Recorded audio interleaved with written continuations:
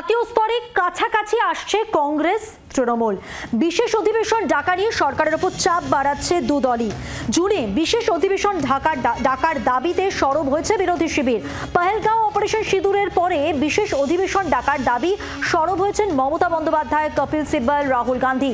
সূত্রের খবর, জাতীয় স্তরে কথা চলছে কংগ্রেস, তৃণমূল, বাম, RJD, DMK, up, JMM national কনফারেন্সের। আর ইতিমধ্যেই মোদীকে চিঠি দেওয়ার প্রস্তুতি নিচ্ছে তৃণমূল। আমরা আজ সকালে এই যে সাংবাদিক বৈঠক দেখেছি সাংসদদের, সেখানে তৃণমূলের পক্ষ থেকে বলা হয় যে পেহেলগাঁওয়ে যারা সরাসরি যুক্ত জঙ্গিরা, তাদের এখনো কেন খোঁজ মিলছে না। আর এই প্রেক্ষিতেই বিশেষ অধিবেশনের ডাকের দাবিতে তারা চিঠি দিচ্ছেন প্রধানমন্ত্রীকে, তারা বলেছেন আজকে সাংবাদিক বৈঠকে।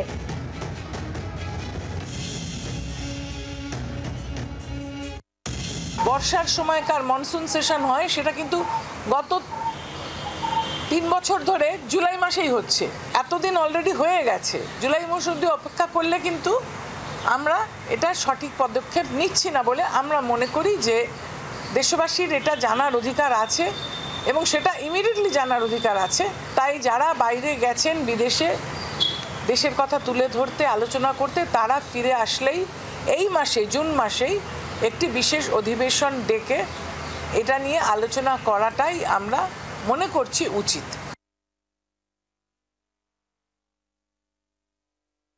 1971-এ তৎকালীন প্রধানমন্ত্রী কিন্তু সর্বদলীয় একটি বিশেষ অধিবেশন ডেকেই আলোচনা করেছিলেন যুদ্ধের পরে।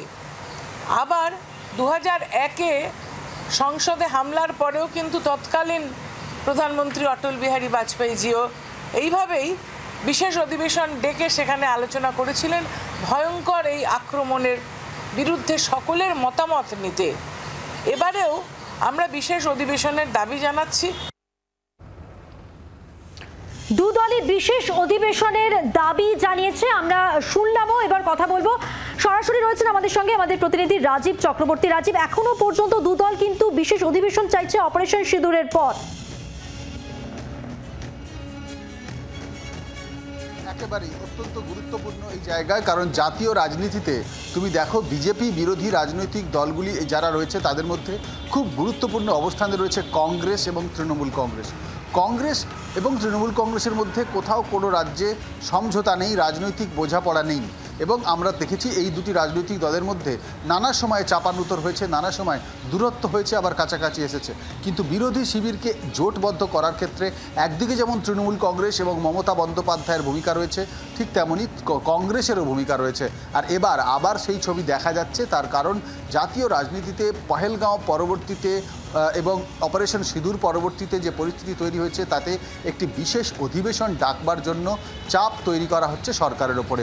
প্রথম আমরা দেখেছি কপিল সিবাল, তিনি এই একটি সোশ্যাল মিডিয়ায় পোস্ট করে এই দাবি জানিয়েছিলেন। পরবর্তীতে রাহুল গান্ধী এই দাবি জানিয়েছেন।